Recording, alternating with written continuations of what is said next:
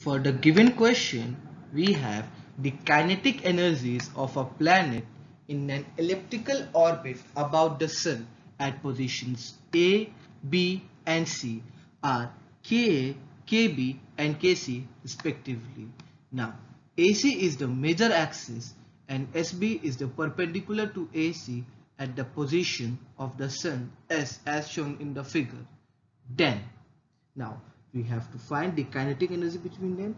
Now, when a planet orbits around the Sun, the angular momentum of the planet about the Sun remains constant. So, in the formula mvr is equals to constant of v, where r is also constant, which means that the v is inversely proportional to r.